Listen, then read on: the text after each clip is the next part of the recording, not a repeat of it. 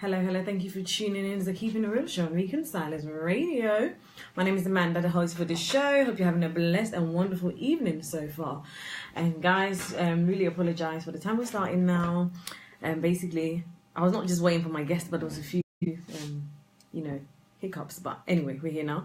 So thank you for all those who have joined us. And it's the Keeping It Real show on Reconcilers Radio. And this show is every Wednesday from 6 p.m. to 8 p.m. My name is Amanda, the host for this show. And today I am joined by a very special guest. Hello. Hi. Hello, hi. So this is Kierran Jarrett. And Kierran is a 24-year-old inspirational speaker, author, motivational speaker. And he's got, there's so much more to him. But anyway, we'll talk more about that during the show. So hey, Kierran, how are you doing? I'm right. Yay, thank you for joining us. Thank you very much for Well, thank you so much. God richly bless you. Thank you, Kwabnaki and Kofi, for joining us on Facebook. And yes, guys, so our topic for today is so important. It's called Trusting God and Pushing Past Our Limitations. And I believe that Kierran is such a great example of someone who has trusted God through a difficult time and been able to, overcome that and strengthened, and God strengthened him to be where he is right now.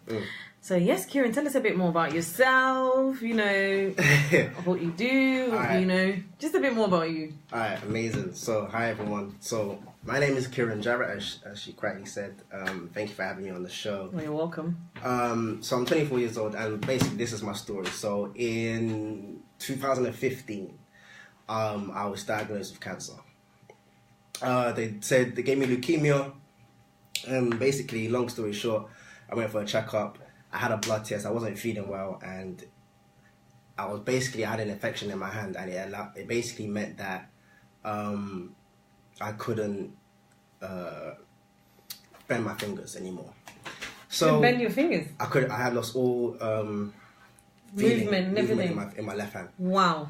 So I went for a blood test, and basically what happened is that they said something's wrong with your blood. It could be anything from AIDS to cancer. Now, obviously, they told me this in front of my dad. So I'm like, Dad, it might be cancer, but it's definitely not AIDS. But none of them was good, but it was like, what can you do?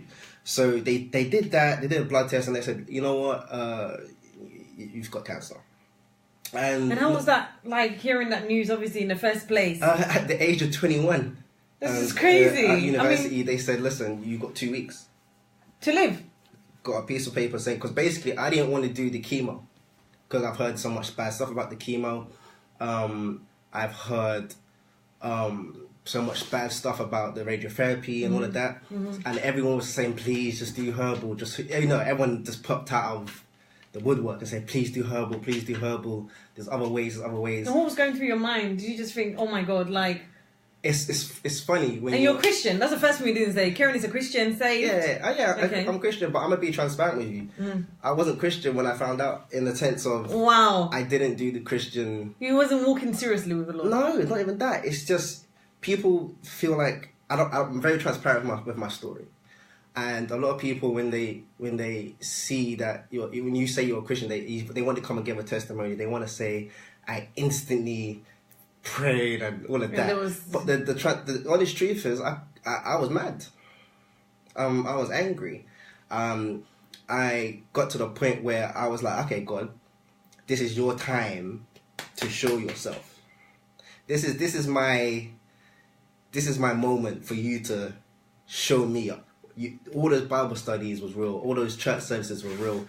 This is your time to come down and do me a solid and just show up. Because you hear people give testimonies at church, you hear people give testimonies on Facebook and all of that, and you're like, this is my turn for you to, show me what I want. Wow. And people came to my house to pray for me. I had a Pastor Georgia, love her to bits. But she came, her mum came, who's also a pastor. Their children came, everyone in my family came, and there's about 5 to 7 of us praying. And they go to me, we're going to pray and we're going to come against this thing, as they do. And what were you feeling at that time? How was your faith at that time? Were you like, God, okay, why is this happening to me? And were you questioning God? Were you almost like, I don't want anybody to pray for me? Or were you quite receptive? Okay, I need your prayers now, because everybody's so different in every circumstance. Honestly, I was, as I said before, I was angry. And I was thinking, there's people out here drinking 7 bottles of Coke a day. And they're fine. They're fine. And then me... There's people out here that commit murder and they're fine. Why have you given this to me? And that was my battle. And I didn't really want to hear any church one-liners. Like, you know, I got lots of stuff like, you know, God gives his strongest battles to his strongest soldiers. And I knew they meant well. I knew they meant well. But when you're given a life sentence and they tell you got 2 weeks to live, you're not really concerned with what people have to say. You more want to find out where God is. Yeah. And so what happened is that they came to my house and I said to them point blank, I said, I'm going to try my best to have faith right now. And you're all pastors, your pastors' kids, all of that. So I'm going to pretty ask you to pray. But if I'm not healed at the end of this prayer, because this is God's moment, this is his time to shine, like in your life, in my personal life, like I just felt like you gave me this, okay, cool, or you let the devil do this, okay, cool, but this is your moment to make it a testimonial moment. And I was just like, let's pray, and I'm gonna pray, and I'm gonna hope that in this moment I get healed. And but did you have the faith also? Listen, that okay. I said openly, I'm gonna try my best to have faith in this moment. In this moment, I'm gonna summon all the faith I have for this. This is they gave me 2 weeks to live. So I said to them, you know what? So they prayed, they did all of that, and I looked at my hand, still infected. Still didn't see no change. I walked out the door. Of the church? Of my house. Of it was your house, my house, and I walked out the room, closed the door.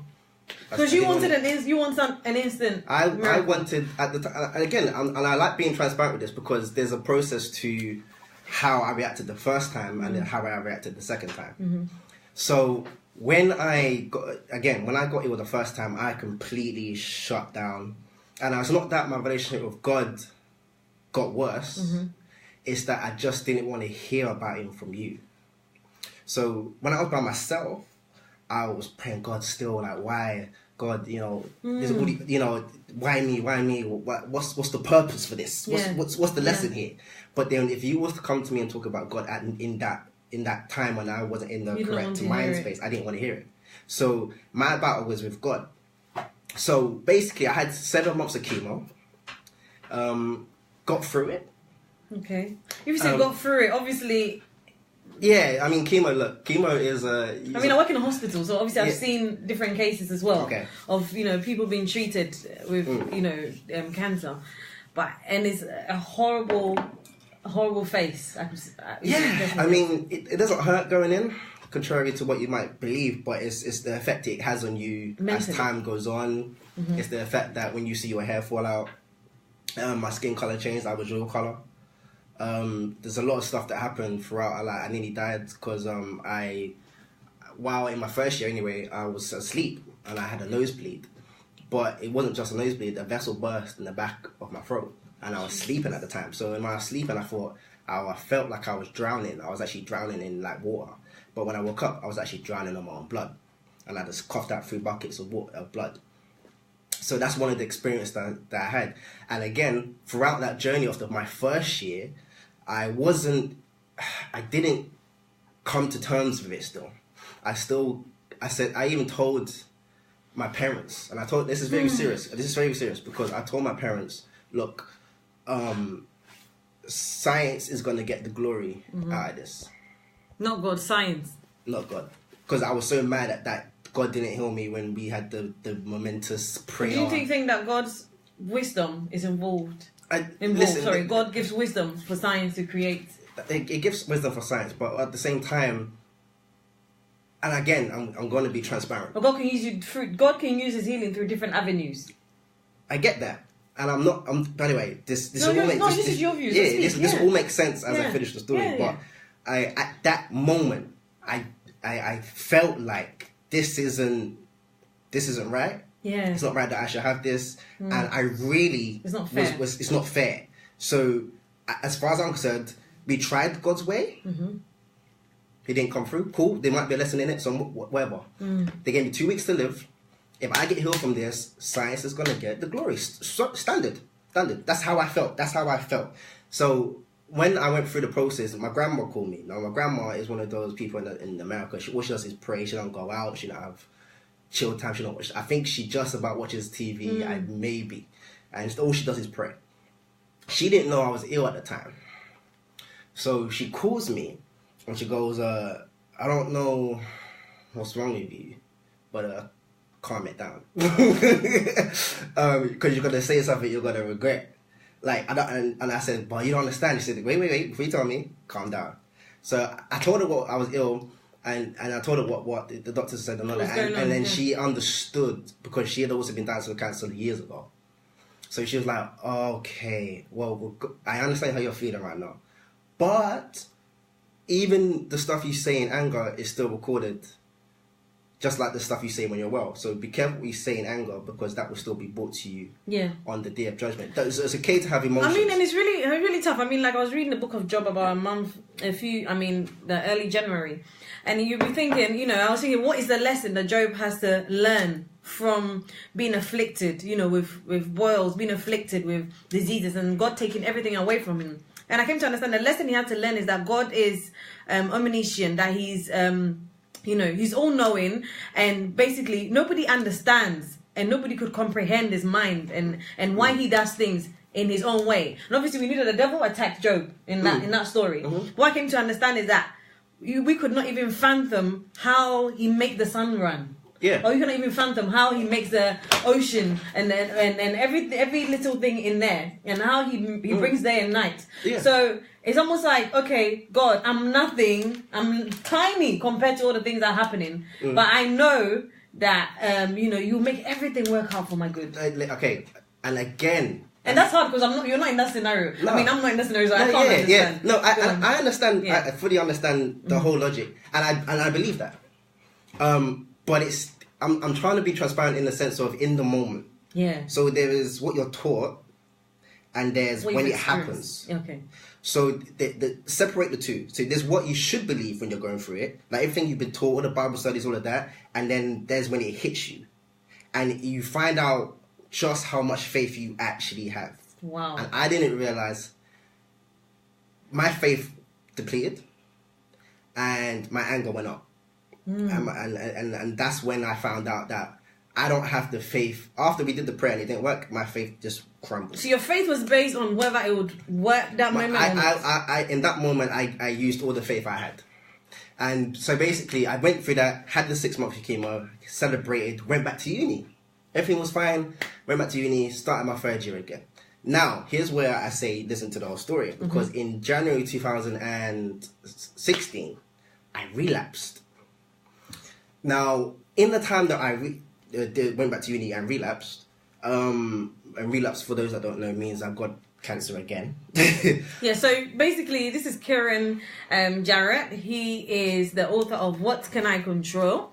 He is a cancer survivor, 2 times cancer survivor, and he's an inspirational speaker. And basically, talking today about trusting God and, stepping out or overcoming any, difficulties or challenges. Be able to encourage others who are going through something similar. It could be an illness, it could be a circumstance that you're going through, and it's really testing your faith. It could be something that you've lost, it could be a family member, it could be even yourself, that you've been through an illness, it could be you might have lost the house, I don't know, something really tragic that you didn't expect to happen, and you're like, God, why me? And all of us as Christians might have been through something. Maybe you haven't, maybe but personally I have been through some things. I'm like, God, why me? But we're here to learn a bit more from Kierran as well, and what his experiences, and also to encourage others who are going through something similar, not to give up, but to keep going and keep trusting the Lord. But obviously he's talking about his experiences, and he can relate or be in your shoes if you're struggling or going through something similar and wanting to give up. He can definitely relate to you. Thank you. Yeah. So again, during the 2nd year, and as I said, I relapsed. So during that time, 3 people who I was in hospital who had what I had died. Nir, Andy, and Alex. These are 3 people who we had nosebleeds together, we had shakes together, we got infected together, got put in isolation, and we bet. Were they also young people? I was in a young person's only ward. So everyone there was ranging from 15 to 25. So they was all young guys, and they all died. I went to all of their funerals. Okay? And when they tell you now, literally a week ago before I went my checkup, Munir died. I saw him come out of the same office I went in. He came out crying. His mum came out crying. They walked out. I said, what's wrong? Said, there's nothing they can do. He said that when he was alive, he walked out. I go in that same room 2 weeks later. You've relapsed. What now? And that's basically, this is where my faith and my passion for God now increases. Because I did the whole science thing. You know, I said, oh, God's not going to get the glory out of this. Oh, science is. Okay. And you did science. And science cured you. But it didn't maintain you. Wow. And so now I'm at a point where it's like, okay, I did it without God. I even got cured without God, but I've got it again. Wow. So, but my friend drags me to church, and I'm almost willing because I'm not trying to die either. So I go and we went to an African church. I can't remember its name because she's from Sierra Leone, but she dragged me to her church. And obviously, black churches, we do 21-day fasting in general, and all these heavy prayers. Heavy, yeah. So, bind it. So and I was on medication, and I still recovering from chemo as well. I couldn't do 21 days. I did about a week fasting. Yeah. Okay. I couldn't do it because. Don't worry, we'll try it. Yeah. I was on medication and all of that. So I said, look, a week. So we did that, and I went back into hospital. This is now February. Now February was interesting because I'd come back to God. My faith was up. I did the fasting and prayer thing, and I was like, cool. Just not cuss God out, and let's see where this goes. And February was when I had the worst month of my life. Wow. Straight after the fasting. Straight after the fasting. Whew. I didn't have it the first year. My first year, I sailed through. It was almost by grace. I'm telling you, I sailed. No, I went for walks in my first year. I sailed through it. The moment I came back to God and said, God, I have faith in you, I'm trusting you. And that's it again. It's almost like, no, I relapsed, and then I said that, and then it's almost like he said, oh, really? This make sure your faith is where it's meant to be right now. Because this is the first time in the 2 years I had cancer that I felt like I had cancer. And I mean seriously felt like it. If you want me to be transparent, I couldn't walk. I lost the ability to go to the bathroom by myself. If I stood up, I went. So every time I went to the toilet, I actually also had to shower. So that's about 7 showers a day. I couldn't breathe. The abscess, I then grew an abscess, which was basically an ingrown hair that had capacity, all of that.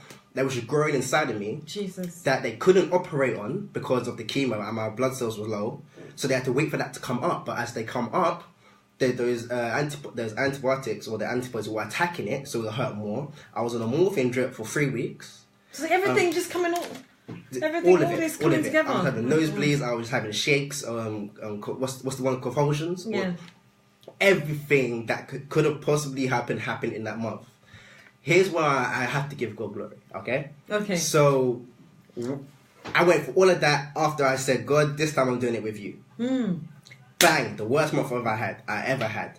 My parents, God bless them, Kierran Jarrett, Kierran Jarrett. Basically, what happened is, and also my auntie Cordelia, I have to mention you as well. But basically, between them, 3 of them, they went and they did a global day of prayer. So what they did was they went on Facebook and said, listen, for the next week, can everyone just pray for Kierran? I'm going to pray every day. And then on the 7th day, we're just all going to pray together. And they just put that on Facebook and said, they made a poster and it went viral. Just praying about it. And there was Muslims involved. There was Indians involved. There was Chinese people, atheists sending good vibes. There was obviously Christians from different places around the world. And on the 7th day, everyone, I'm talking about thousands of people prayed on that day. And it's not even like I got healed, okay? But the abscess shrunk. Wow, hallelujah. Glory be to God. So the abscess shrunk enough for the doctors to do operation. Yeah. I did a video on Facebook. I said, "Oh, hey guys, I'm walking now," and and how did you feel at that time? Yeah, I was gassed when I say it, because it's the first time that I personally experienced what it was to have faith in trouble and then see him act. Amen. And there's the thing, but there's this reading the Bible, which is great, and I believe you should, but it's also seeing God in action in your life, and that gives you a different level of faith. So when I saw that, my faith never dropped after that. So I then left from doing what I was doing, and okay, so yes guys, I know we really enjoy everything Kierran is talking about, definitely. So we're going to go on a quick music break, and when we come back we're going to continue. Definitely. Sorry, there's so much more. No, it's fine. It's really, really good you were speaking. And when we come back, we continue to talk more about the journey, and also obviously God doing a miracle in his life. Okay, guys. Okay, so we're off the radio side. So Facebook, hi Facebook Live. So this is Kierran. This is Kierran Jarrett, and he's an author, an inspirational speaker, and he's a 2-time cancer survivor. And he's come to encourage us, as well as anybody who's going through any difficulties or any situations, any setbacks that they feel like they can't come out of, or they feel like it's the end of them. God strengthened Kierran and healed him, and literally made a way for him to come out and release his testimonies and also inspire people. And I think it's so important, because there's so many of us when we're in the middle of situations, we feel like we can't talk to people. I don't want to talk to anybody. I'm not going to pray. I'm not going to sing. I'm not going to worship. I'll just give up on life. And I'm sure some people might have been through situations where they're like, no, enough is enough. That's so unprofessional. I'm so sorry. No, we're off air, so it's fine. Oh, okay, okay. So hello, Auntie Dolores. Hello. And hello, Sayi. So yes, guys, also please share any testimonies that you have, any situations or any circumstances that you've been through, and how you overcame, and how did you hold on to your faith in God, because it's through those times testing, that's when our faith is really tested. Yeah, it's through the trials. Yeah, it's I went to church. He spoke about there's always the lion and the bear before the giant, and I really struggled my first year, and I tried to be transparent in that first half, and show that literally I went through it in the sense of, I know what it is to be angry at God. I know what it is to not want to speak to people. I know what it is to just not want to hear any scriptures. Just at this point, I just want to find. I just want God. I don't want you. I don't want church. This is the only person that can deliver. I only want God in this moment. Sometimes when God doesn't come the way you want it. You crumble a little bit, because it's like you need him now. It's like, God, come through now. Everything I've been taught, I went to Bible study for. This is it. And then when he doesn't come the way you want it, you stretch a bit. You don't necessarily leave God, because I didn't leave God. Yeah.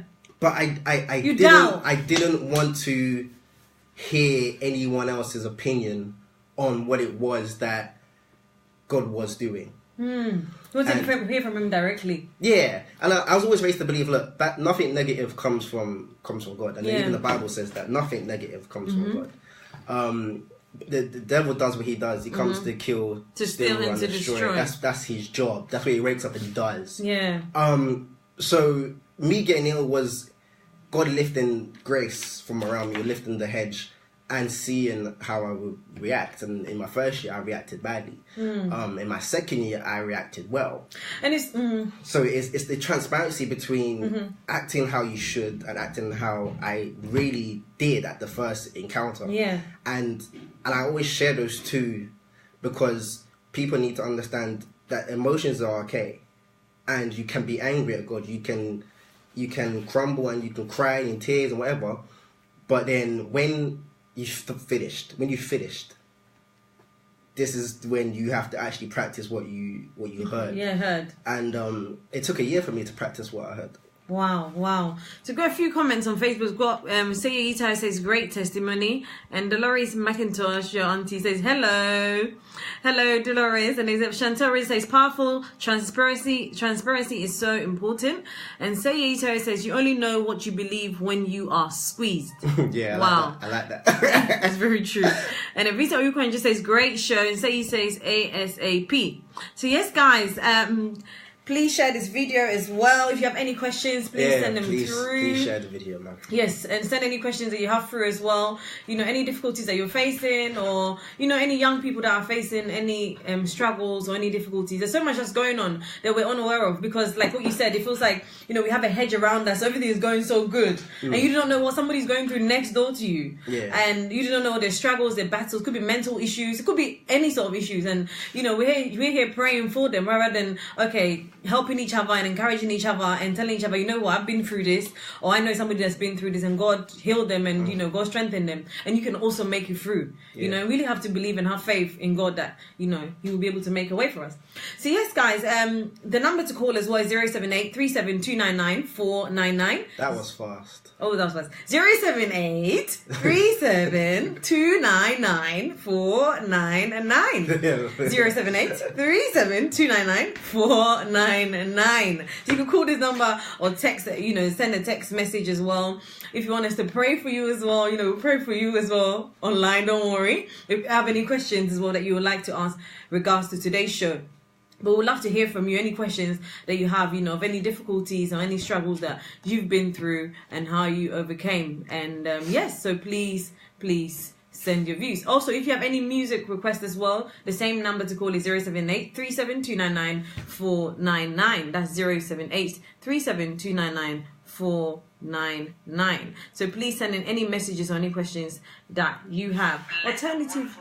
Alternatively, we are on Facebook Live as well.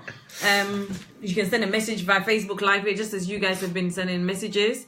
Thank you for all those who joined us. And thank you, Jenny Sylvester. Please send any questions that you have, you know, to be encouraged as well. Or anybody that, you know, you think that this can help as well, please share the video. Okay, guys, so we're going to go back live on air. And yeah. Oops, looks like this one.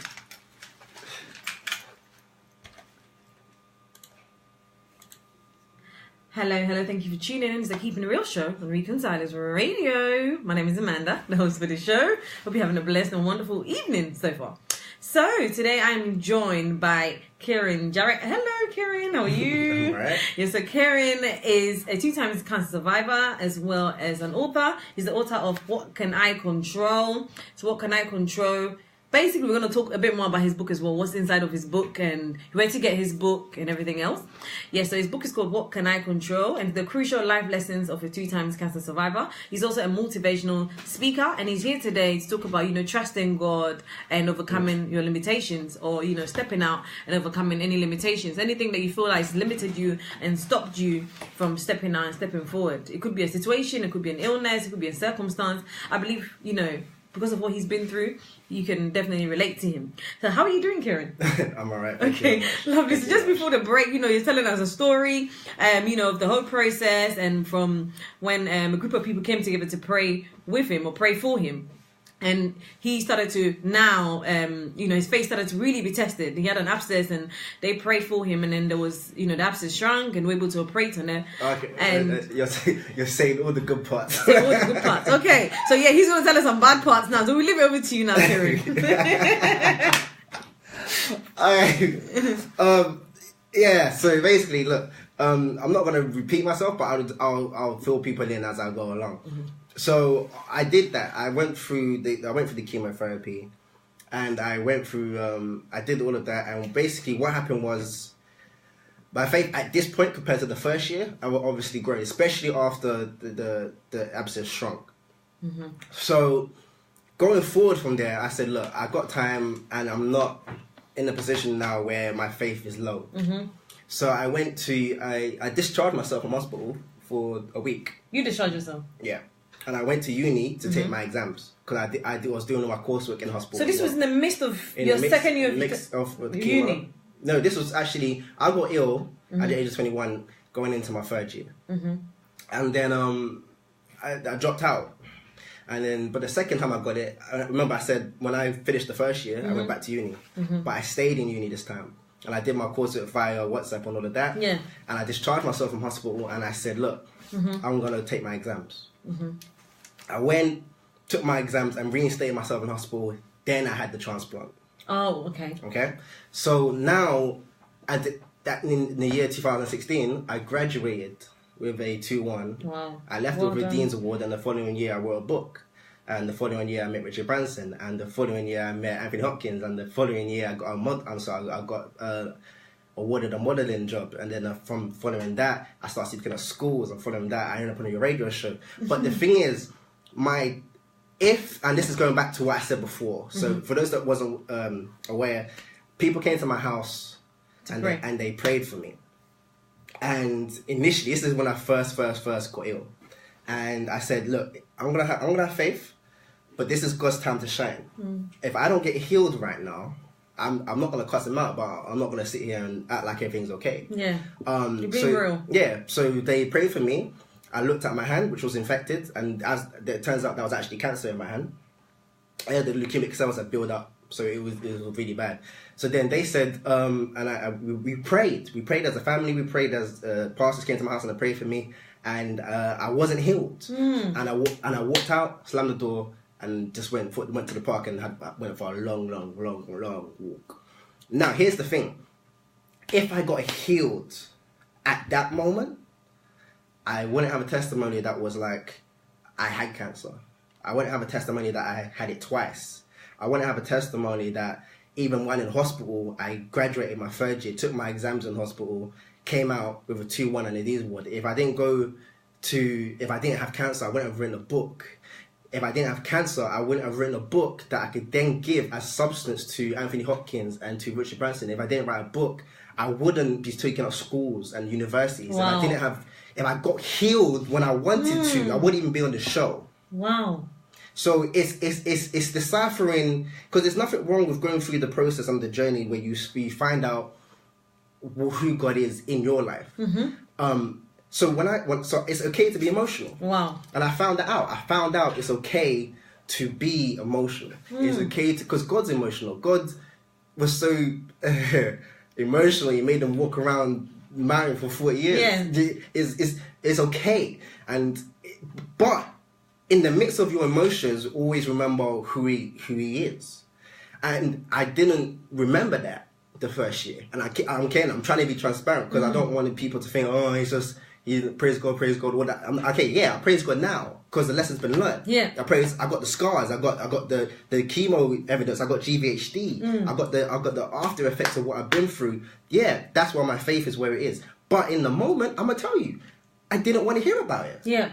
I didn't want to hear about it. I didn't want to hear scriptures. I right now, God, the God that split the sea, healed the sick, set his son. I want to see that guy. I want to see him. Now's my turn. Everyone else has their moment. Come to church, testimony. Where's mine? Didn't see him. Now, if I had been healed when I wanted to, this would never be ripped. It would never be a testimony. I wouldn't go to schools and tell them, look, because I speak at schools now. I speak at schools and I speak at unis. That's good. And I tell them this. Having cancer was the greatest thing that ever happened to me. Wow. And for some people, obviously, like that. And you might think, what? Cancer, what? You might have people that have died from cancer. I know. And I'm not being insincere to their feelings. But this is what I want you to understand. I was at uni. And I said to God, I don't know what I want to do. I went to uni not knowing what I wanted to do. You wanted to study? I just chose a business course because I'm black. Everyone goes to university and does law, does something in business. And I just business and marketing. And I went there. I went to college not knowing what I wanted to do. I said, God, I really want to find out what I'm meant to do. Next thing you know, I got cancer. If I never had cancer, I don't know where I would be right now. It's almost like there's purpose behind There's purpose behind everything. And I don't even mean, because some of you have been through really worse stuff than me. Yeah. You've been through it. Yeah. But if you overcame, here's what I teach people. If you overcome it, you have a blueprint. you have how you got through because you're here. Why are you not sharing that? So for me, this is just my blueprint. This is everything that it took for me to get through it. I turn around after I get through it and I say, here you go. I didn't go through that so I can be healthy and live my life. I went through that so I can share it. Wow. And he says, we shall overcome by the blood of the Lamb and the word of our testimony. Yeah. So wow. Even people, it doesn't have to be bad. It could be you suffer with debt. Just you suffer with debt. Okay. Are you debt free now? Yeah. Have you told people how to do it? No. You're selfish. It's funny because our experience was meant to share with other people. Sometimes it's almost like you have to break that barrier of if it's insecurity, if it's shyness, if it's, other people knowing our story. For some people, like, oh, everybody's going to know that, I went through this and I had that. But it's funny because somebody sitting right next to you wants to give up, wants to get rid of themselves, wants to commit suicide because they're going through exactly what you went through and you've come out of it. And there's nothing new under the sun. Yeah, there's nothing new. And when I speak to people all the time, I've got people that have got divorced. I've got people who have anxiety. I've got people who are suicidal. Talking to you. And they overcome those things. So I'm saying, okay, let's say for instance, there's one guy who I know who is he offered his heart to someone, a lady, and she said no, and he was heartbroken. They was going out for a couple of years. Okay, but you got over it. Now he's speaking to people about like marriage and like how to get over that of being like, giving your heart to someone and it being broken and stuff, and how to get through it and all of that. I'm saying thank you, because now you have a blueprint. Wow. If all we do is talk about the praise God in the sense of only showing the positive, only showing that I prayed and this is what happened, or I want to know, how did you feel at your lowest moment and how did you overcome that? Wow. And that's what I'm sharing with people. And the whole point of this book, because we're gonna speak about it, so I might as well just touch upon it. Yes. It's called What Can I Control? So that's the book here. So where can we get the book? There's books on Amazon. If you just type in "What Can I Control" or Kierran Jarrett, it'll just come up. It's the first. It's my first and only book, and it's got my face that's smiling like that. And I'm sure there's more books to come, definitely from his experience. Yeah. And there's another man actually who I came across on Instagram called Eddie O'Connor, and he's a cancer survivor as well. And God is just so amazing. He has his own show on TV. He has his books. He speaks in different universities and different places. And I was just thinking, wow, it's so amazing. It's like, and this is what his story is based on, how he's overcome from just that, difficulty, or should I say that struggle or that pain. And then now he's been able to reach out to so many other people. Yeah. Because of what you said, your blueprint. Yeah. Sorry. And I really feel like, okay, look, I'm really going to be just transparent with everyone here. So, life will happen. Life happens. It will continue to happen. It's always happened. It will happen to the end. However, you can control how you react to life. And again, if you just look at my life, because I'm talking about experience, how I reacted in my first year is not how I reacted when I relapsed. So when I reacted in my first year, it was all out of anger. It was all out of hate. It was all out of God. Blaming God. It was out of, I don't want to hear anything anyone has to say. And I went into, I just crumbled into the point where I was by myself. Second year, after people had died, and I think them dying was the biggest wake up for me. I'm still here. Not only am I still here, but that death is still knocking. And when people tell you, there's nothing we can do, when people tell you, when you see people come out of the hospital crying because they know they're going to die, that's when it hits you. Because you either have faith at this point or nothing. And if you choose nothing, you better be prepared to die. Because I went for my second year and I was thinking, how did I go for my first year with no faith? I couldn't comprehend it. I look back at myself and I'm saying, how did I get through the first year not believing in God? Because the second year, I felt like I really, really had cancer. And that's the thing. But then that's also looking back at God's grace and his mercy. And, even when we are faithless, he's still faithful to us. Yeah, and that's the beautiful thing about grace. It took me a year to come back to him. And he even let me get healed the first time. He let me get healed. He didn't let me die the first year. Yeah. So it's almost like, okay, you don't want to have faith because you bust one prayer and they get healed. Okay, cool. Go ahead. Go ahead. Let science have faith in science. And I did it. I took the baton and I said, cool. I will have faith in science. I did that, and I went and I lived that life. Got healed. Didn't say nothing. I looked up, looked down, kept my day going. Went back to uni. Everything cool. People started dying. And they said you got 2 weeks to live. And we don't know what we're going to do because the cancer is now more aggressive than when you got it the first time. Because it's chemo resistant. And then, if they want to know the real story, I couldn't get a transplant. My twin brother wasn't even a match. Wow. My parents weren't a match. My twin brother wasn't a match. God said, now what? Are you gonna cry again? Are you gonna get angry again, or what? Yeah. And then turns out they can now do stem cells from a better cause of babies. Yeah. So there was a baby somewhere in Germany that matched me. And can you imagine the chances of finding that as well? Yeah. Exactly, because there aren't many black people, and that's another thing, black people. And you know, please get on the register. Chemo, giving stem cells is not a needle on the back anymore. Okay. All they want to do is give you an injection. Uh-huh. It gives you boosts your stem cells. Increase the ability to increase them, and then they take blood from you. Okay. So all they do is give you a shot that makes you produce more stem cells. They take blood and they give it to people. That's it. And that can save somebody's life. Yeah, there's no needle on the back and all of this operational stuff. Mm-hmm. They've changed the whole system. Okay. But yeah, so no one was a match, not even my twin brother. There was some baby somewhere who saved my life.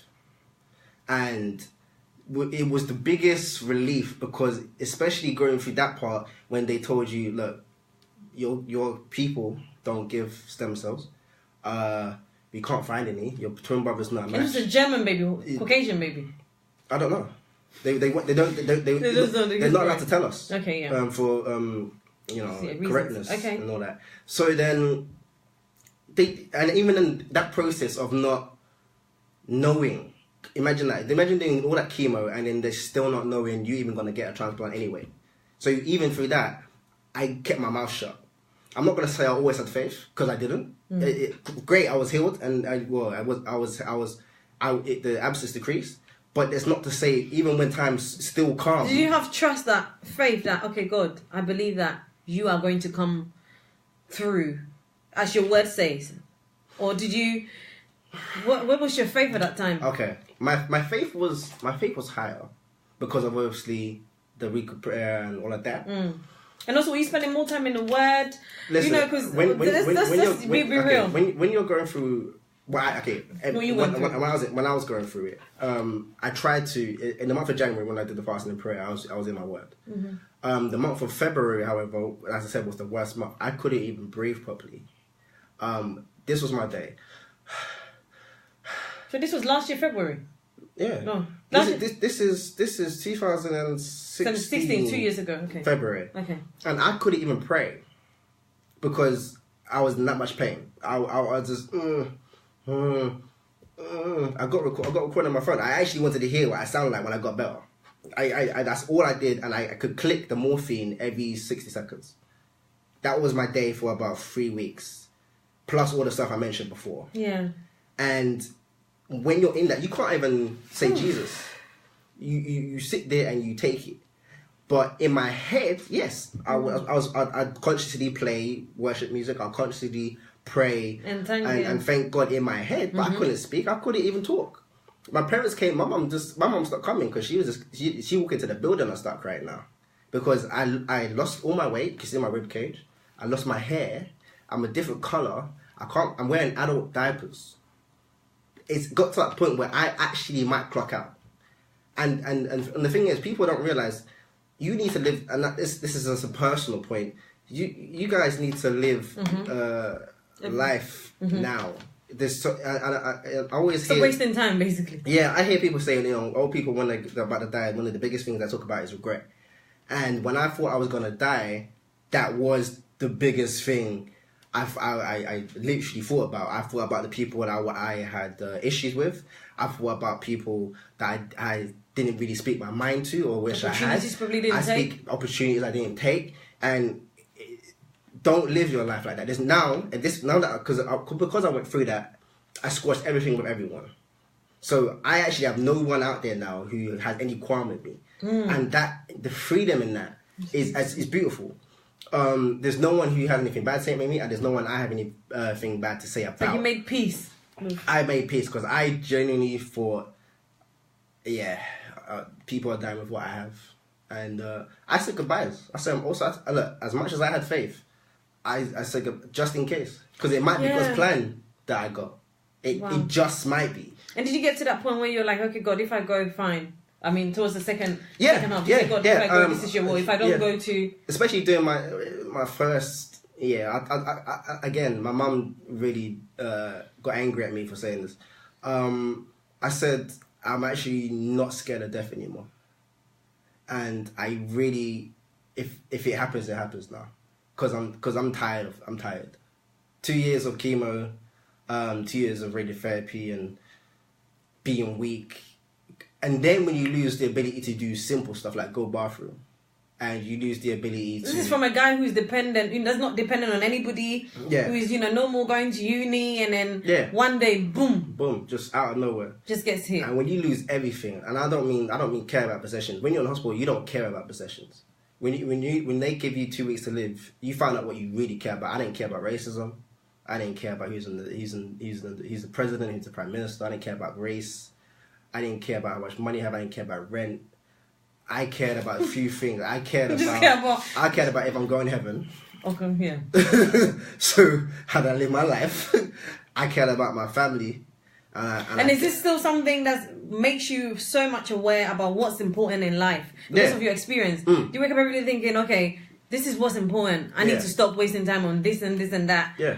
This is what's important, and I take it seriously. When I got better and I got well, I stopped getting involved in certain discussions.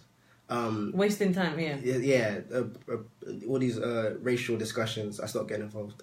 I had no attachment to money no more. And do you think this refocused you from wherever you were? I don't know, like wherever you were focused on, maybe at that time before you got ill, maybe you were more focused on finishing uni and stuff. Maybe refocused you to purpose, or refocused you to take your faith seriously, or... Yeah, so I would say that experience put me in a certain direction. Wow. Again, speaking of schools, being on your show, thank you again, wouldn't have happened. I had no, and I'm not saying I had no substance, but I had no experience to share with you. I just had what everyone else was doing. So that's uni, that's the cost of uni maybe, and going to uni, college and all of that. I had nothing outside of that to share. I had no experience. Having that experience for 2 years gave me something to not just call my own, but to share. And I feel like in that sharing of what God delivered me from, I have now come to the point where I get asked to speak, I get asked to go to schools, I get asked to go to universities, and I tell them about God. I don't preach to them. I'm not a preacher. And obviously, depending on what circumstance you go in and what, I can't go to school and just Christ, God, because I won't get a book to get. But I do tell them, for instance, I have a story. I'm not sure how much time do we? No, we have 30 minutes, but obviously we're going to go on a music break as well. When we come back, we have to hear the story. So please hold this story. Hold the story. Don't forget this story. Nah, when we come back as well, we'll be able to find out where you can get the book as well. His book is called What Can I Control? And definitely it's a powerful book. Definitely, there's bits about not once but twice. I don't know what that means, but anyway, we'll get there. Dealing with loss. And, positive thinking. So, various issues that he had to face, Kierran had to overcome. And also how he overcame it. In order to, help anybody that's going through any difficulties or any struggles or any, it could be... please ask your questions as well while I'm here. Yes, please send any questions that you have as well via Facebook Live. Also, the number to call on here is 078 37299 499. 078 37299 499. So you can call this number as well. and let us, hear from you. Let us know any views that you have regarding the topic for today as well as our discussion. Any questions that you have as well. If you have any music requests as well, please send in any music requests that you have. So when we come back, we'll talk more. Kierran has a story to share, and basically be hearing that story. So please hold that story here. Yes, guys. So please stay tuned and join us in about 4 minutes while we continue on here.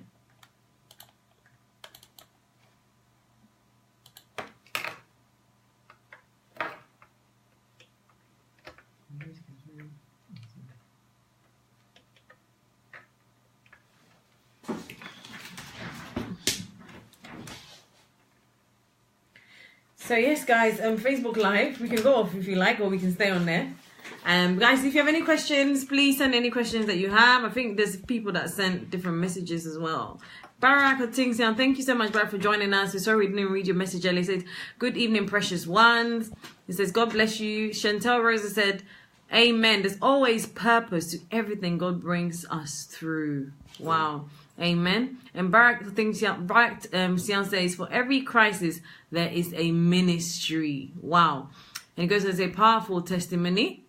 And thank you, Van K. Darko and Kweku Honorable for joining us, and Mabel Kamara and Mohammed Sheikh. So yes, guys, please share this video as well. If you have any questions regarding, this topic, any questions that you'd like to ask Kierran as well, please ask as well. Also, if you would love to have Kierran on your show, or you have any, platform that you'd like to have him share, his message on there, please send us a message as well on here.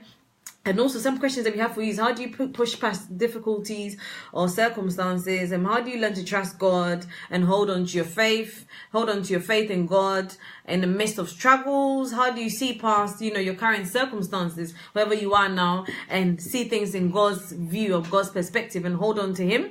And how do you hold on for your healing, your breakthrough, and your deliverance? Because sometimes you've got a part to play. It's not just about us pray. We have a part to play. So we have to believe, and we have to actually step out and move on. Maybe in the midst of a struggle where everything is falling apart. Maybe some people will cease to talk to people, stay at home by themselves, and not get involved in anything. But God is saying, actually, keep going, keep doing everything you have to do, because I'm working it out for you. If you just continue to trust me and move, and obviously it can be hard.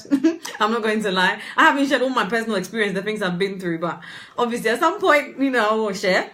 And also, if you have any questions for Kierran as well, please send any messages that you have through as well. Also, what personal testimonies can you share to help others? What have you been through personally? And I think a lot of time people feel afraid to share their testimony. And me, myself, there's times where I haven't shared my testimony, because there's one time I shared it, about some money I received. And next month, they asked for that money. So I was like, okay, I'm not sharing testimony openly as much anymore, because I got some money, from one of the students. I prayed about it, and I was like, yes. And the next 2 months, they're like, we're writing to collect the money in the full amount. I was like, okay. So you have to be careful when you release your testimony. Obviously, you pray about it, but obviously, it depends what your testimony is about. And we believe that God delivers, and He keeps delivering us. So you can always share your testimony. So yes, guys, I don't know if we're gonna go on Facebook Live and then just gonna recharge and everything else, and then when we come back, we'll continue the topic. So please send any questions that you have. Hello, Denai, thank you so much for joining us. So yes, our topic for today is trusting God and pushing past your limitations or any difficulties. And I'm joined today by Kierran Jarrett, and he's a 2-time cancer survivor, as well as the author of What Can I Control? And he's also an inspirational speaker, speaking in schools and motivating others. And yes, he's also, do you coach as well? Or, yeah, okay. I coach on stuff. I'm doing a life coach course now. Wow, yeah, you should. I want to be able to help people. I want to bring them through it as well, not just talk to them about it. Yeah, because there's so many young people, not even young people, but people facing various trials and difficulties, and they're very quiet about it, and people are struggling, and we need to speak up and be able to share and encourage each other. That's the only way to go through. You can't go through things all by yourself in one quiet space. You need to speak to people that can pray with you through it and encourage you out of it, because it's such a struggle going through it by yourself. You can't. So yes, guys, please join us again, and then please send any message that you have. We'll join you shortly. Bye-bye.